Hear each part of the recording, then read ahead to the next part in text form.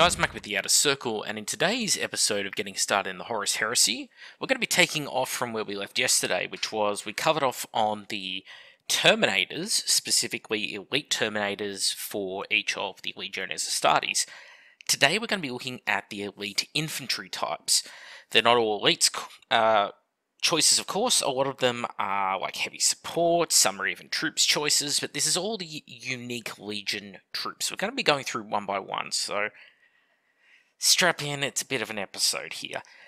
So we're going to start with the Dark Angels, and just like yesterday, we're going to go in Legion order. So first Legion through 20th, so Alpha Legion players skip to the very back, but of course you can't skip to the back because you can use any of these in your army, so you're forced to watch the whole video. So you're my little pay pigs for ad revenue. Thanks, Alpha Legion players. You're going to make me 25 cents on this video. Okay, so the Dark Angels Legion Deathwing Companions. These guys are essentially a better Legion Command Squad, and the thing that really sells it is that when you have them attached to a character, when that character is attacked with a precision fire weapon or a sniping type weapon, that character cannot be picked out. It's actually the Dark Angels player who will choose where the wounds get allocated. Very, very strong ability. In this edition, it is not uncommon to see every apothecary and squad sergeant picked off by snipers within sort of 3 to 4 turns of the game. In fact, you see a lot of comments from people referring to this phenomenon happening to them in the comments section of the videos. Does not happen with these guys because of the fact that their ability affects the squad and anyone who joins the squad. So fantastic choice of unit, and surprisingly resilient for a power armored unit. On that note, they are actually in Artificer armor, and when I say power armor in the Terminator videos, I'm referring to power armor versus Terminator armor.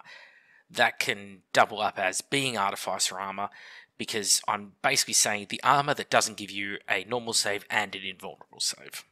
So, quick point of note there. So, next one along, we have the Dark Angels Dreadwing Interremptor Squad. These guys took a massive hit with the nerf bat in this edition compared to the previous edition because plasma sucks big donkey dick in this edition. I've said it, everyone knows it though. It's because you don't see anyone taking plasma in this edition for a reason, right? They cost a lot of points, you have an ability to hurt yourself, and you're fishing for rolling those breaching wounds on these guys. It's not rending, it's breaching. It's just not worth it. The weapons are not reliable enough versus the points cost of the unit, and you'll be better served taking some other weapon. I think something like a Viscount Caliver Tactical Support Squad is going to put out more consistent damaging firepower than these guys, or spend the points on a Legion Heavy Support Squad, give them all plasma cannons, for example. They'll be more effective than these guys. They don't fill a niche anymore. They are not destroyers. They do not have... I think destroyers themselves are far better, far more reliable in this edition, and I would say, apart from the rule of cool, avoid the unit. And that goes for anything. We're not trying to pick out what is top tier, you're going to win all your games to take this unit. We're just examining them based on, what you do wisely with your finances. It doesn't mean don't ever take these models in your army. Rule of cool, always be a thing. Palatine Blades, you have the choice of taking them with or without jump packs. I think both ways the unit plays very well. Really, it's just down to the fact that the Emperor's Children are in a very good place this edition compared to the previous edition. When you're looking at units that have Artificer armor and a high weapon skill, especially with jump packs, the ability to move very quickly across the battlefield, where they can really put it to full advantage. I often state the Emperor's Children need the charge to perform, and a lot of people were sort of confused by this. I had the very questions posed to me when I was talking about the Terminators yesterday. People going, well, Phoenix Terminators are very good when they don't charge. It's like, yes. The problem is, without the charge, you don't have enough attacks to carry through the assault to a successful conclusion. That's what hurts you with Emperor's Children. You have a high enough weapon skill and things like Sonic Shriekers, you can be a very effective delaying force, but do you want to spend this many points to delay? Because you're not strong enough to fight the enemy's elite units. You can't throw these guys at Salamander's Fire Drakes. They will all die very, very quickly. But if you're going to use that as the way of measuring success, to me that's the wrong metric. What you do is you get these guys, you pull off a charge successfully, and you want to be doing it against enemy power armor, okay? Maybe enemy Legion Terminators, not Legion-specific Terminators, like Crimson Paladins or something, just your regular Legion Terminators. That's where these guys shine.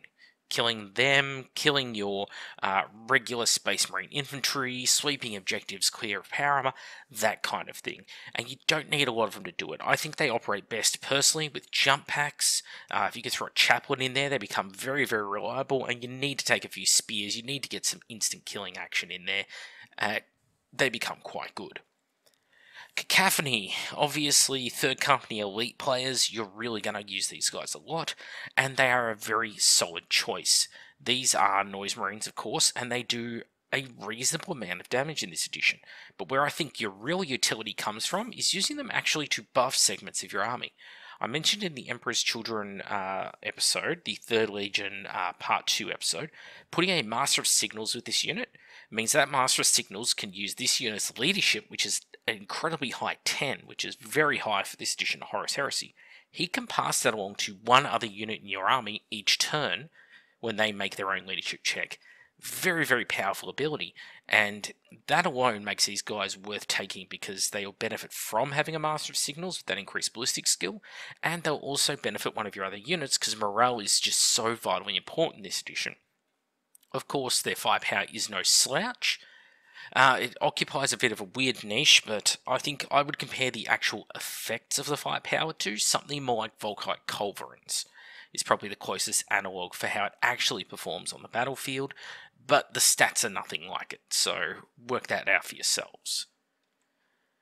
Alright, for the Iron Havocs of the Iron Warriors, I've just chosen the Legion Heavy Weapons Upgrade Sex. There aren't many pictures available over on Forge World Games Workshop of Legion Heavy Support Squads. Unfortunately for the poor Iron Warriors, it has to get shown by an Imperial Fist, so sorry. But the Iron Warriors Iron Havocs are essentially their elite Legion Heavy Support unit. And what's really good about those, and there is a Legion Elite Heavy Support unit for the Emperor's Children, we're also going to go back to them in a moment, so bear with me here. The thing with these guys is that they are a better Legion Heavy Support Squad, but only marginally. So it's really down to, if you think you have the points to spend for these guys, do it. But you probably won't feel the full effect of them in every single game that you play. I do like them, though, as a unique unit. So, okay, so the Emperor's Children now. They have the Sun Killers, and the Sun Killers are overpowered, to put it lightly.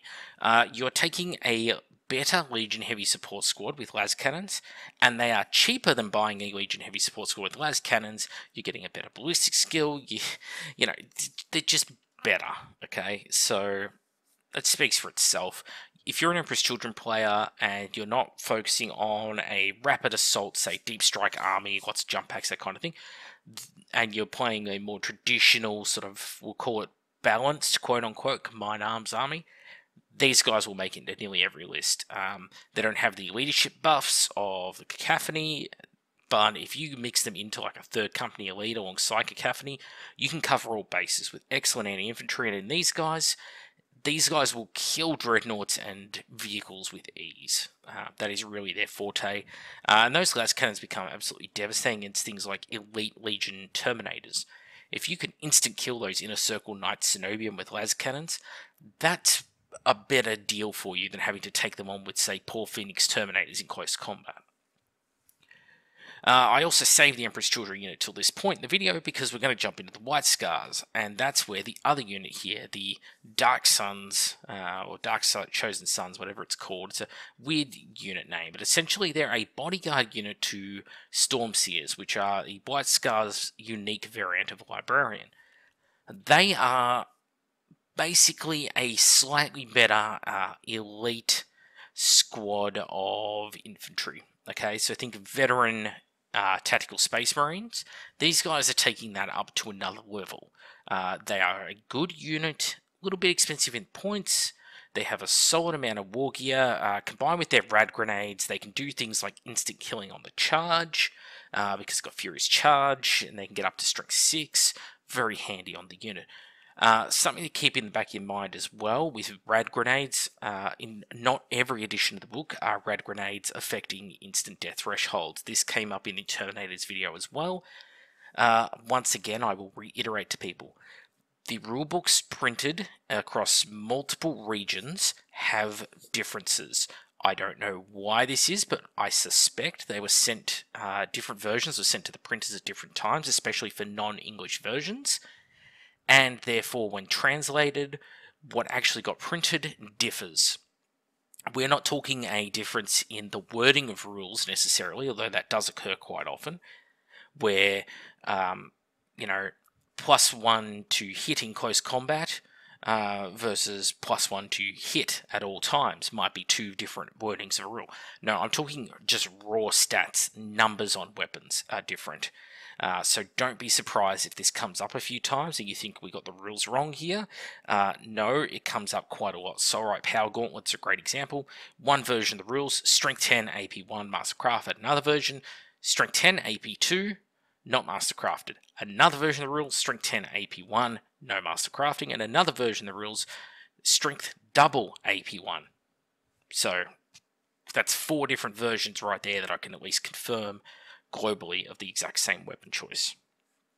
So, moving on. Space Wolves Deathsworn. These are a power armored choice for the Space Wolves Legion, and I find them very underwhelming. They're essentially Legion destroyers. If you want to have a unique Legion destroyer type, by all means take them, but I don't think there's any particular role where these guys really excel that Legion destroyers wouldn't excel in the exact same role. Yes, power axes are handy, they got their little stasis grenades and such, all that's cool enough, but I'm just, underwhelmed in general by them, and it actually reminds me a lot of other underwhelming units that have been added that I'll get to later. So, moving on from there, the Legion Grey Slayers. So, the Grey Slayers are one of 2 different types of Space Wolf tactical sword replacement option. The ones with the combat shields obviously are a lot more resilient, and I think it makes better use of the unit because they have a definite melee edge versus other legions, with the ability to actually tank some incoming damage with the shields, as well as having the power axe option. You can also take the tactical squad version of this unit, and whilst they can take a fantastic variety of weapons and war gear, they are only a tactical squad when it comes to survivability, and if you're sitting them back on objectives firing bolt guns, you're not making the most of their close combat prowess. So it's sort of a catch-22 situation there. So my pick for the better unit is probably the close combat Grey Slayers unit at this point in time. So, going on from there, they have another unique squad, the Sons of Horus Exemplary Battle one, which is the Joland Hunters. And the Joland Hunters are essentially a veteran unit in performance on the tabletop. There's nothing really stand out about them. There is nothing they do so well that I'm like, wow, I've just got to include this in the force. But they're a fun, fluffy, and thematic little squad. And I do encourage Space Wolf players, take some. Take something like this they're not overpowered, they're not underpowered, they just fill a little niche on the tabletop for you, and you might come to enjoy them quite a bit. The Sons of Horus Chieftains will come back to at a later stage. Moving on now to the Imperial Fists.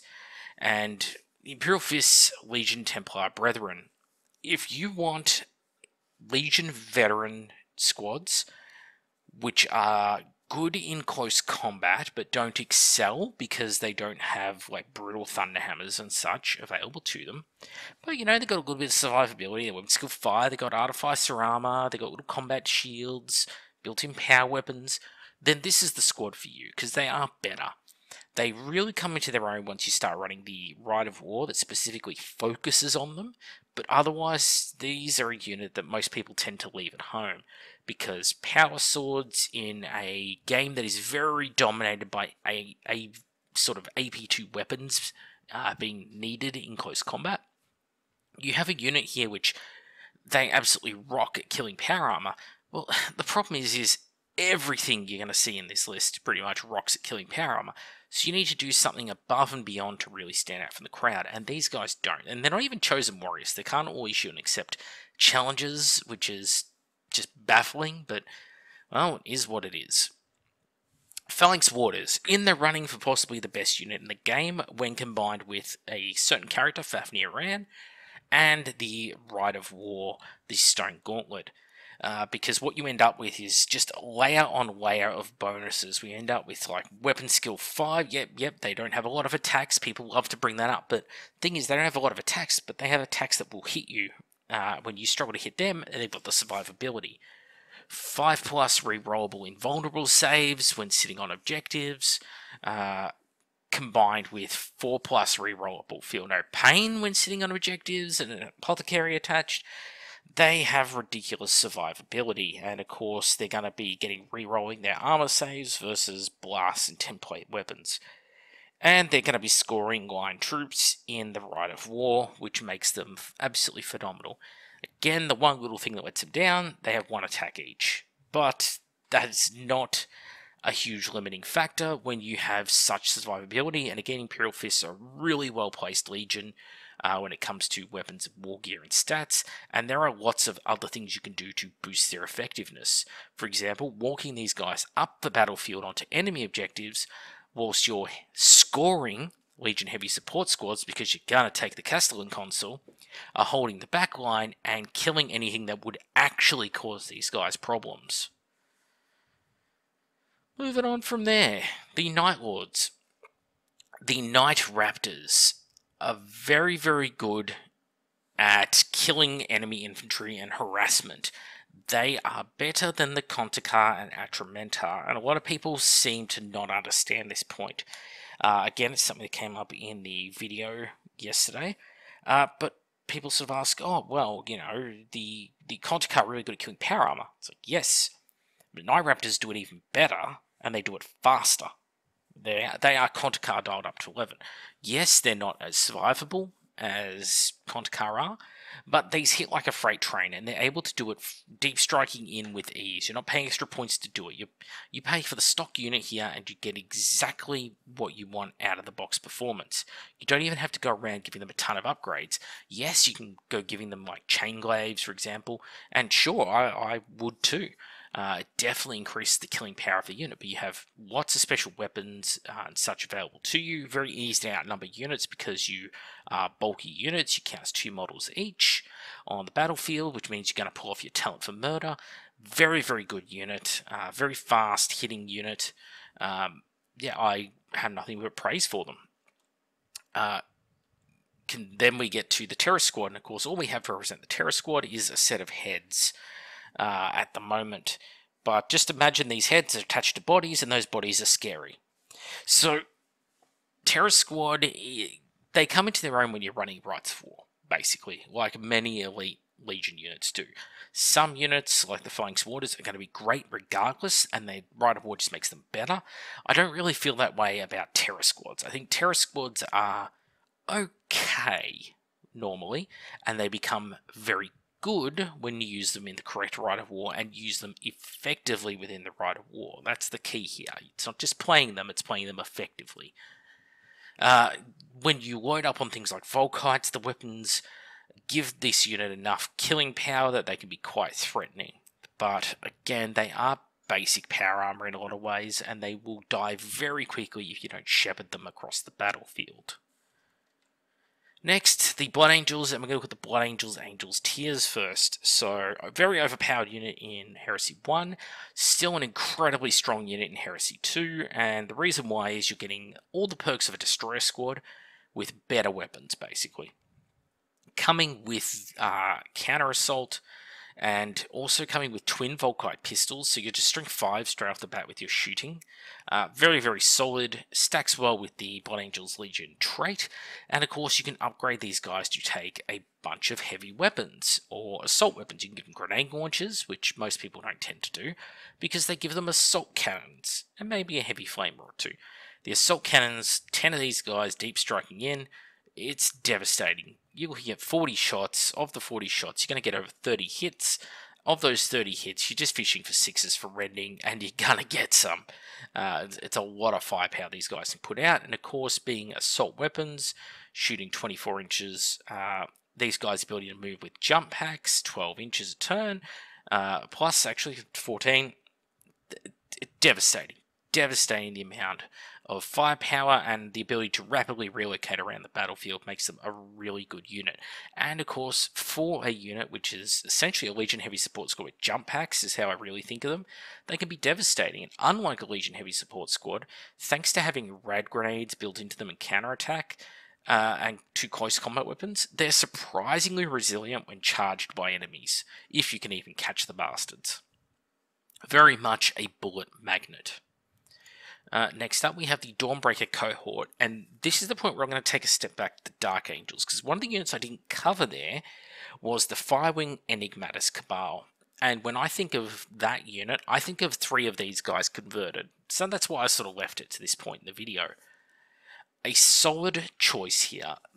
They are going to be better than a Legion Command Squad in maybe 1 out of 10 situations. Because the Legion Command Squad, I think, with combat shields is definitely the better choice. These guys have these janky little grenade launchers. They can put out a decent amount of firepower. They hit hard. Very good at chopping up power armor.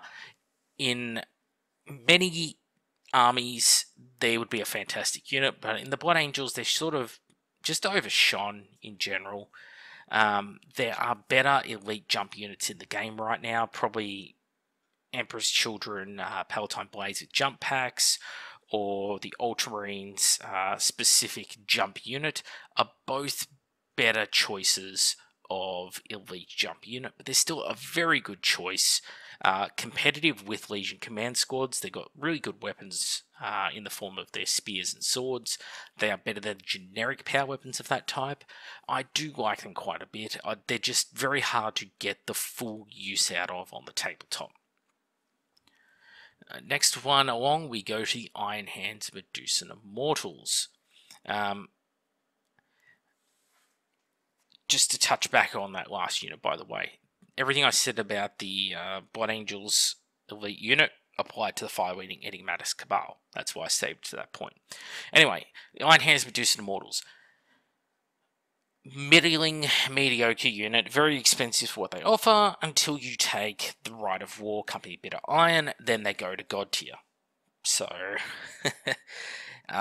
you're getting like the other Iron Hands elite unit, the Gorgons, weapon skill 4. Okay, the weapon skill 4 is a bit underwhelming, but once you start spamming grav guns on the squad, once you realise that they are just incredibly tanky, as hard to kill as many Legion Terminators are, and they become line troops in that Rite of War, then they become God tier. In a regular list, you're going to avoid them 9/10 of the time and just use regular Legion breaches. With an apothecary attached, it's going to be cheaper.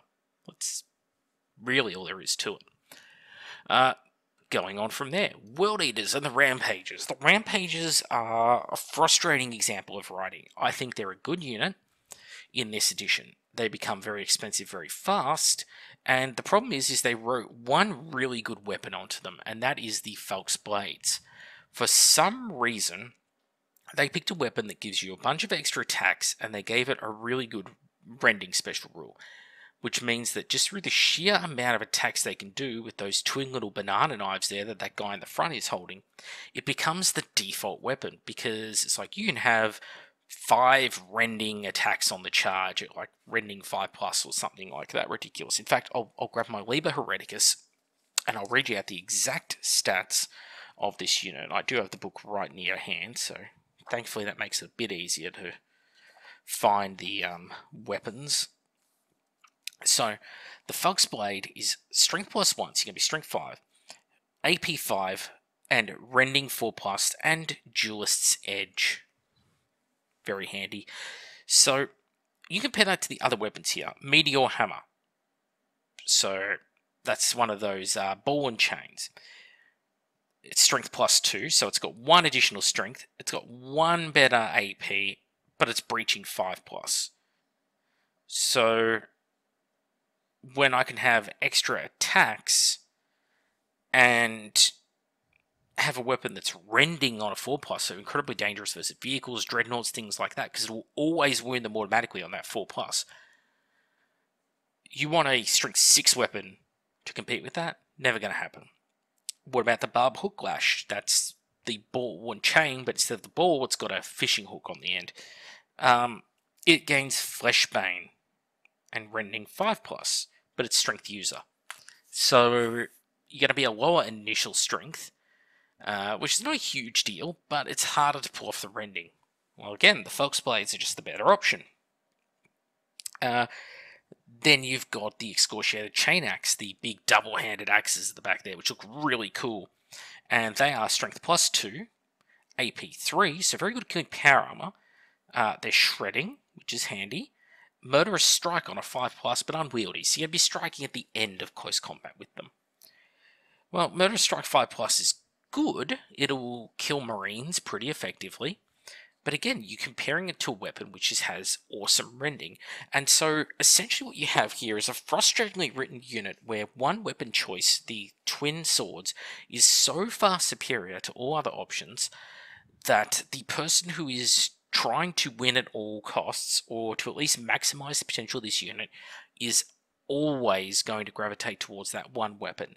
And the only time they're not is when they're World Eaters players who are willing to make their army worse for the sake of either using the models as supplied without doing through and converting them all to having 2 swords, or they just don't care and they just want a fun, fluffy looking army, which I highly respect, okay, because it's probably what I would do, but it's not the world that we live in reality. So frustrating, very frustrating unit. Then we have the Red Hand, I believe it is, Destroyers. So these guys are better destroyers. That's it. For some reason, when it came to writing rules for different units, they could have gone with like Dalvaris's Breacher, World Eaters, where it would have been something like really different and unique, having a Breacher squad armed with like Carteret weapons. So, you know, something similar to the a close combat shield squad armed with like those weapons instead of the rampages. No, they just went for destroyers, but better. Why are they better? Because they're cheap and they come with more war gear options as standard built in, like chainswords and such. That's it.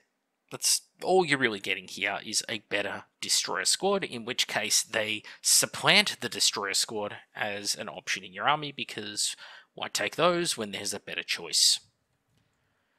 Then the Ultramarines. The Ultramarines are in a funny spot. In the basic book, you're going to have your basically 2 types of Ultramarine specialist unit. You're going to get these guys, Invictus, Suzerain. The other you're going to get is a Sword and Board squad. So they fulfill very similar roles on the battlefield. So we can kind of talk about them, these guys, the Praetorian Breacher Shields. We can talk about them at the same time as these guys. So in both instances, you're going to get a weapon skill 5 unit with 2 wounds. The difference is one is going to be coming with power swords, and it's going to be essentially going to your troop slot as a very resilient objective holder. On the other hand, the Invictus Suzerain are going to be a scoring elites choice who give morale buffs, +1 leadership to all units that are friendly within X amount of inches of them. Very, very good ability. In this edition where morale is very important, that's where these guys shine. And because they're a scoring choice, even though you can take them as a command squad, there's really no point in doing so, because the command squad getting the upgrade to scoring from a banner is not required on these guys. Instead, you would just take a regular command squad. They're going to come with artificer armor, so very similar to these guys. Then you could go about giving them shields, but I would probably go around giving them like thunderhammers and such. These guys do have the bonus though of they can take thunderhammers in place of the axes, and I think do it, take them. Probably 1 in every 2 or 3 should be a Thunderhammer. The axes are quite good, but the Thunderhammer is going to be better in certain situations, like running into other elite enemy units. For the Sword and Board squad, on the other hand, these guys, you're going to use them to hold objectives, and most enemy power armor is going to have a hard time coming after you. Obviously, some units, like Palatine Blades, put out so much hurt, even your shields won't be enough to stop you from suffering. And of course, Artificer armored units are going to be a little bit more difficult to deal with, and anything that has an invulnerable save is going to be very difficult to deal with, because you're fishing for rending on power swords, essentially to kill them. That makes it very hard. So, going on from there, they have the Nemesis Tactical Squad, which is essentially taking destroyers and making a version of destroyers with bolt guns instead of the twin bolt pistols. Are they bad? No. Are they good? No. They don't do any particular job. That's the problem. They have slightly better range and slightly larger squad numbers than a regular destroyer squad. If these guys were a non-compulsory troops choice, being a type of tactical squad, I would highly rate them. However, as they're currently implemented, it's like, why go to the effort of converting a destroyer squad and all those extra arms and guns into these guys, when a destroyer squad with bolt pistols is pretty much exactly identical performance-wise in the tabletop? It's just, they don't do much for me, okay? They're not fulfilling a niche this edition. Then you see the Dawnbreaker cohort pop up again. Why is that? Well, the Ultramarines actually have their own specialist jump squad, which puts these guys to shame. As I said, I don't think these guys are a bad choice by any stretch of the imagination. I think they're very comparable to a Legion Command Squad. Well, the Ultramarines version is even better again, because they come with these crazy swords, they're weapon skill 5, they get +1 bonus to hit with their swords, and that's going to translate to hitting weapon skill 4 units on 2s, becoming a real bully. They're also going to be armoured in Artificer armour, be jump troops, and all that on a Sesame Seed button. Very, very good elite Legion choice. The Ultramarines really got it good when it came to special units, although I find their Legion a bit underwhelming on the whole. They're definitely higher mid-tier Legion. But the one rite of war they come with is very much situational, in my opinion. Some people want to argue with me on that till they're blue in the face. I don't care enough to argue the point. They're a fantastic unit, however, for the Ultramarines. They do their job very well, a little bit too well. They're a bit too cheap for what they offer, and I would say they're an overpowered troops choice. So, going on from there now, the Death Guard. The Death Guard have one power-armoured elite unit. And that is, on the lower half of the screen, the Mortis Poisoners, Jim's Poisoners. So this franchise, specifically pest control oriented.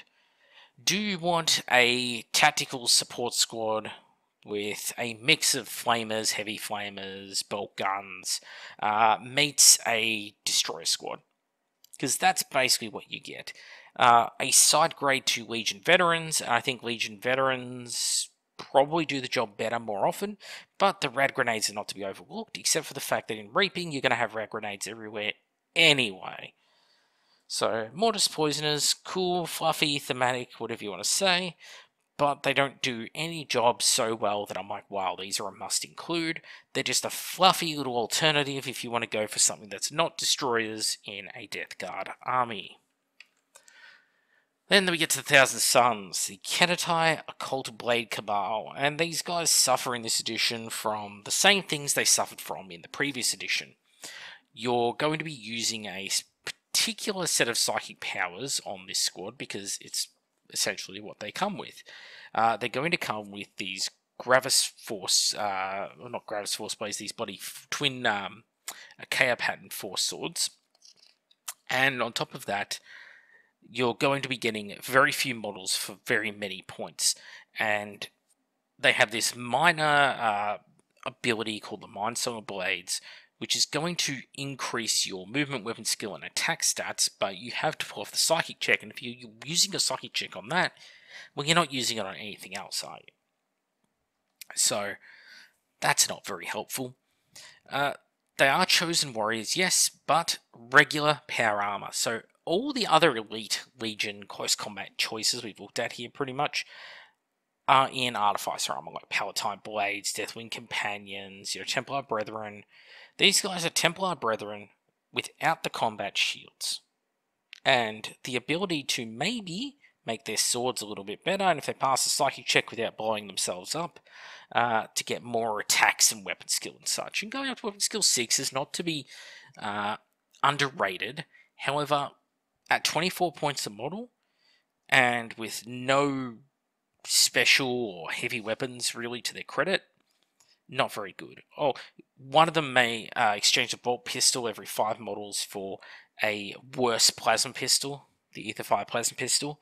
That's not worth it for 10 points a model. And the actual leader of the squad, he can upgrade Artificer armor. Can't even change his weapon out for anything else, like a Force Axe or a Force Stave or a Thunder Hammer or something actually good. And he's the only one who can take Melter Bombs. So you end up with the squad that, whilst very good at killing power armor, there are so many units in the game which are so good at killing power armor, it is not something to be especially proud of. And therefore I think they are very badly written. And this goes in the list of things that need to be fixed about the Thousand Suns, which is an ever-growing list, and that video is coming soon. I am going to try and explain it. I really, really don't like this early in edition, the thought of having to fix, quote-unquote, something outright. I have a lot of little nigglies and complaints I make about the editions of the game. I've done it every edition because there are always these little nigglies that really should be picked up before a game set is released. They're the things I complain about. I don't complain about the mundane. But in this instance, this is the one time where I'm like, okay, this unit needs a ground up rework along with basically the entire Thousand Suns army. Because I don't think these are written by people who play Psychers on a regular basis and they don't understand the consequences of their actions, in short. Myself, having played Psychers since the mid-1990s, on the other hand, I feel I'm very well versed, having played Thousand Suns that entire time. So I've put in a Legion Recon squad here to represent the Armatura Intercession Cabal, the Thousand Suns Elite Snipery Boy unit. This is one of those PDF units. The White Scars actually had some as well, and I should go about the White Scars now as well. So the Mark IV Recon squad here represents that, and they are very expensive, slightly better sniper squad. Do I think they're worth it? No, not at all. Too many points for what they actually offer. They are worse than the Mordathan. Their psychic power essentially replaces what the Mordathan get as a free ability. So I don't really rate the unit at all. The White Scars, who I only very briefly covered because they actually have 2 power armored units here, and I'm going to go back to them now. And I know this is confusing for those watching the video. I do apologise, White Scars players especially. But these power armor units are kind of all over the shop, and a lot of them are PDF units. But they have a recon squad that's armed with, scout armor and lightning claws. Very odd choice and very difficult to convert. Surprisingly difficult to do so and have it look good. They are a very good unit. They don't have the they don't have the scouting moves and such of regular recon troops, but they are outflanking and they move very, very quickly. I think it's somewhere around the 9 inches per turn of normal speed. When you combine that with 95 points and 5 sets of lightning claws, that is very, very good. Really good outflanking unit, can deal a crap load of damage, and I really rate them. One unit I was saving for them, right back here, the Golden Kashyyyk. So the Golden Kashyyyk are one of my favourite units in Heresy 1.0. In fact, I think they're the best written unit in Heresy 1, and they're one of the best written units in Heresy 2, and I'll explain why. So, Golden Kashyyyk are the glass cannon done correctly. If these guys pull off the charge, they will absolutely murderize what they charge. But if you don't pick your target wisely, and you don't get the charge off, or you end up in a situation where you're going into turn 2 and the same combat against the same target, they will die. And that's good writing in my world. These guys hit at basically initiative 10, strength 10, instant death, AP 1, but with limited attacks. They trade in all their attacks for that insane hitting power on the charge with their lances. That is amazing. These guys will charge and instant kill a dreadnought. And you don't need many of them to do it. Like 3 or 4 will generally... 4 will pretty much guarantee a kill on a dreadnought. But of course, they're jet bikes, which suck this edition. And so they're easy to kill. 2 wounds, toughness 4.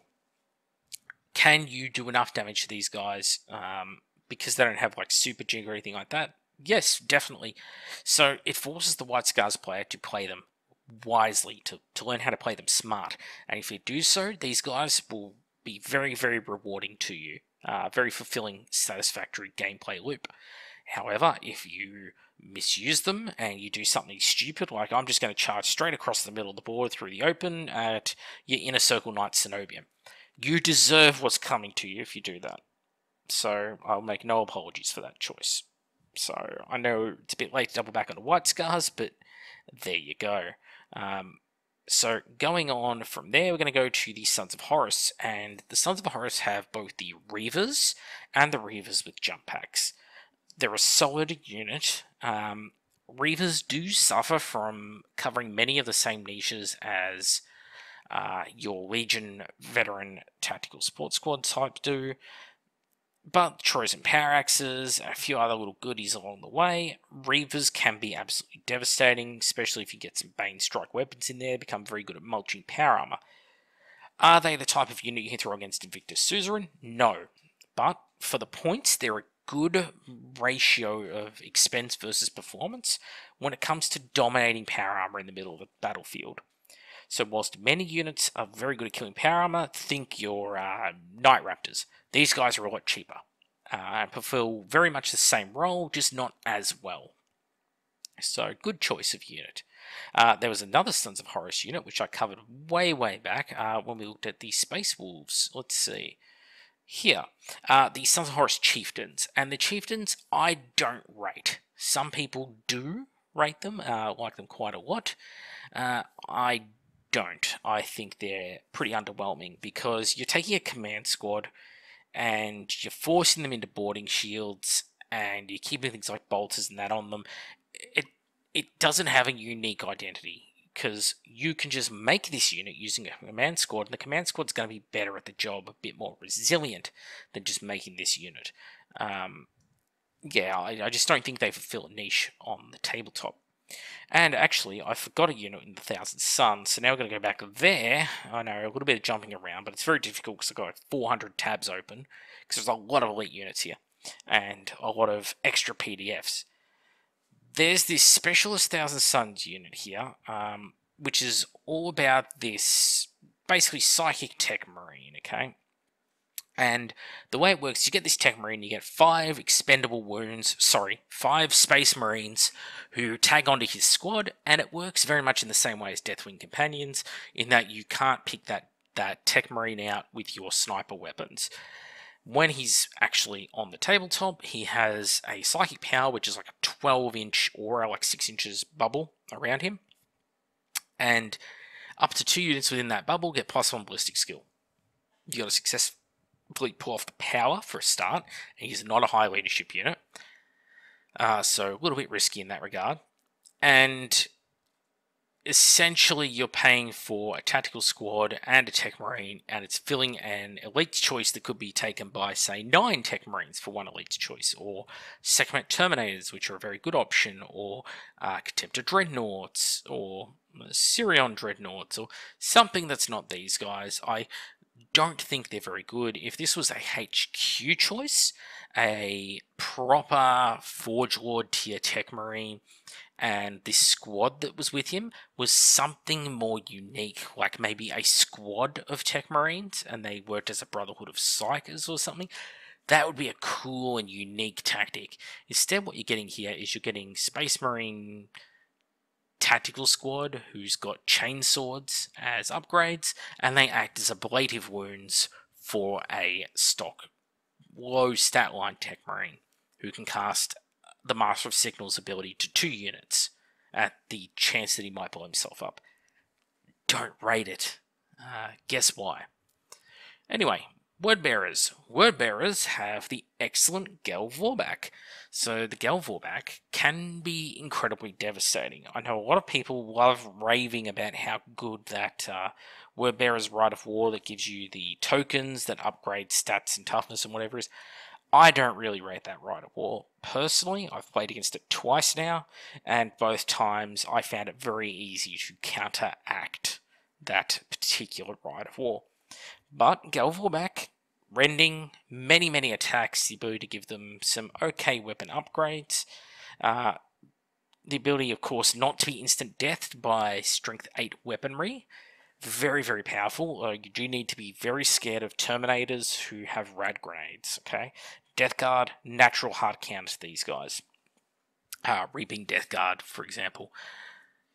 Very good unit. I rate the Gel Vorback, but of course, being what they are, tainted demon type units, they do have a lot of weaknesses, especially if you go into things like Custodes. All the things that are strengths are no longer strengths for you. So keep that in the back of your mind when you want to play these guys in mass. Conversely, the Word Bearer's Ashen Circle is one of those units where it's like, oh wow, you know, really good at destroyer type work, but not excelling so much in this edition that I'm like, wow, I must take these guys in bulk if I'm playing Word Bearers. I think they are good, yes, but they don't really... In the old edition, they had a niche that they filled back when destroyers were very expensive, and these guys had these really good blade rakes, or power axe rake things, and the flamer stuff. They counterattack and all this other mumbo jumbo, which was so good in Heresy 1. But then, with points deductions to destroyers and general changes in edition, they're not so much better now that they're a must include. They're just a nice side grade to destroyers. What they do improve on, you also pay the points for. So keep that in the back of your mind. There's another elite unit, the Word Bearers Procurators. This is another one of those legacy PDF type things. These ones are not from the Battles of the Age of Darkness necessarily. They're from the Exemplary Battles, not the PDF. So, very similar to the Bad Ab Wars unit, these guys are a sort of veteran squad led by an apothecary who get victory points for killing enemies, for crushing them and running them down, sleeping advance, that sort of thing. How do I rate them overall? A big meh and shrug. By all means, take them. They're fluffy, I guess, but there's so many better choices available to you without going to this squad. So you decide for yourself what suits you, but how many situations are you going to end up in where you're guaranteed to be running down the squad? I mean, if we go up to the stat lines here, 2 attacks at weapon skill 4 with 1 wound on the Procurants is not going to be winning an awful lot of close combats, unless you're going up against, like, say, basic tactical marines, in which case, what isn't going to beat that? Like, it's a very funny niche they end up in, so I don't really care for them. Then we get to the Salamanders. The Salamanders have 2 specialist infantry units now. One is a Exemplary Battles unit, the other is the Pirate class. The Pirate class were a bit hit and miss last edition. They've always been good with having like Artificer armor, that kind of thing. It was really down to the weapons. So their weapon functions as a Strength 6 heavy flamer, or as a melter gun. In the last edition, it was like a 6-inch Inferno pistol type. No, so it's a Strength 6 melter gun. In this edition, it's just flat out a melter gun. And that change turns these guys from middling mediocre unit into a pretty damn good unit. The ability to fire as a heavy flamer gives you options versus something like Solar Auxilia. You will just mop the floor with them. And then the ability to just go, you know what, this turn I need melter guns. And you can just use it over and over again like a better combi weapon. You have resilience versus like Las, Plasma, Melter, Volkite type weapons. They'll get a 5+ invulnerable save against that. although they don't have an invulnerable save normally. They do have Artificer armor, they do have multiple wounds, but where these guys shine, like the Medusan Immortals, is when you take the Rite of War. In a Covenant of Fire, these guys become line troops choices. I have 3 units of 10 of these in the Land Raiders, because they can take a Land Raider dedicated transport. This turns Salamanders from a craptacular legion to an amazing legion. Definitely not top tier. They're still beaten by other legions, because when you maximize the potential of other legions, it is greater. But I have a list I call the Fota Pounder with Cheese. Fota for Fury of the Ancients, that's Dreadnought's list. 3 squads of 10 of these guys. Those 10 Melter Gun shots each turn will kill any Legion Elite Terminators or any Dreadnoughts in huge numbers. You're probably going to kill 4 Elite Legion Terminators with a single squad of 10 of these each turn. We're talking Cataphracti Terminators here. Very, very nasty unit. And of course the Land Raider mobility and the Land Raider's own las cannons gives you a bunch of additional firepower. Dreadnoughts as well. Dreadnoughts cannot take fighting these guys. Hitting them on 3s of your melter guns, wounding the Dreadnoughts on 3s of your melter guns puts an awful lot, and that's going to be re-rollable because they're armor bane. It puts an awful lot of wounds onto a Dreadnought, and it's just too many for the Dreadnought to take. Very, very dangerous unit, and one of the sort of cornerstones of my Fota Pounder with Cheese list.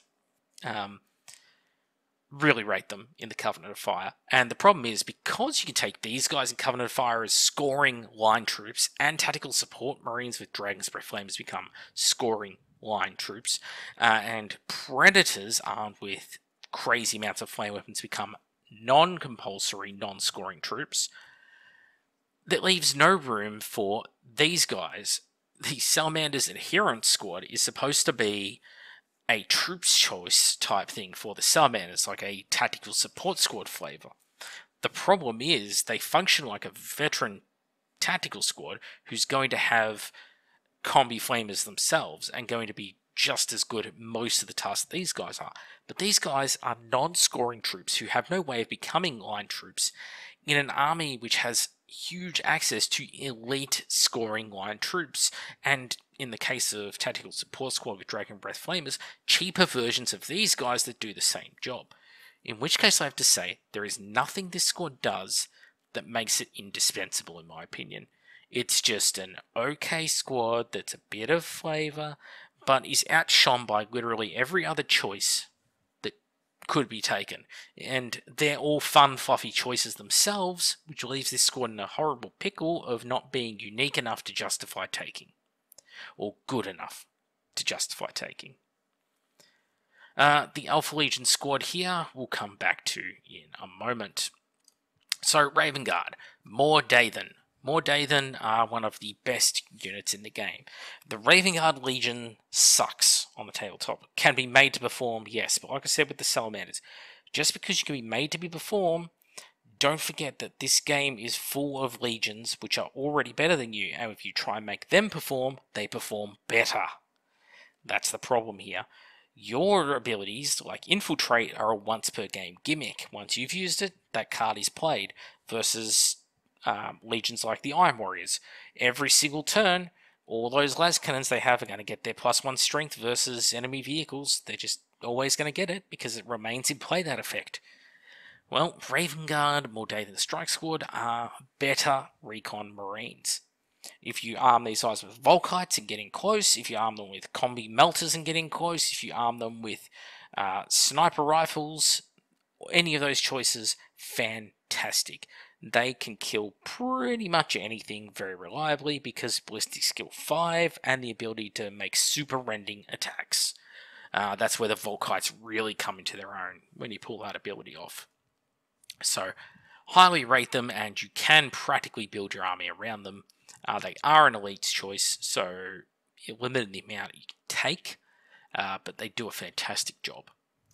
Then we have the Dark Furies. Now, the Dark Furies are another really, really good unit. Points for points, with their lightning cores, they do a lot of attacks, they do a lot of damage. Even just 5 of them is enough to shred units of power armor. Very similar to something like Palatine Blades. Unfortunately, they don't have the sticking power of someone like Palatine Blades. So, very glass cannon, but I like them. I think they're well written. They're kind of like the Golden Kashyyyk in that regard.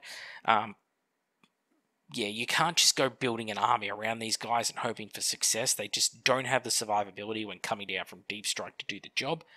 But multiple squads, these guys in big squads rushing across the table can be overwhelming to the enemy. Too much to deal with at once, especially if they're screened with something else.